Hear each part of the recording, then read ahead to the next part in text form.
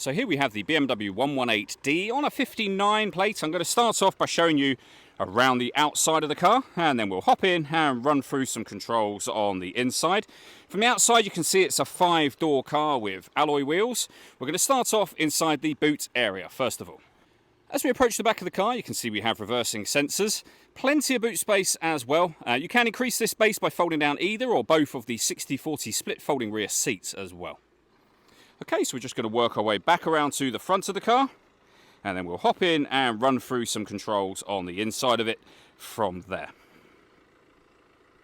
Just briefly before we climb in, I think it's well worth seeing the interior from this exterior point of view. There's plenty to run through on the dashboard, so let's hop in and we'll do that now. Okay, now that we're inside the car, we're going to start with the dials. On the right hand side we have the rev counter and fuel gauge. On the left hand side the speedometer, and then in the centre the main trip computer, which includes the total miles for this car. They're 88,867. You can change information displayed directly above that by pressing a button on the end of the indicator stalk. If we back out to the steering wheel, we have our stereo controls. The stereo itself, of course, can be found over in the centre just here. So you've got your volume over to the left hand side just here, AM and FM radio, and our CD player just there. You can save various radio presets along the bottom. The mode button will take you through your various different music options. You can see, for example, we've also got an auxiliary input, and then back around to the radio again from there. Below that we have our air conditioning, so you can determine the temperature, fan speed, and the direction the air is being distributed in.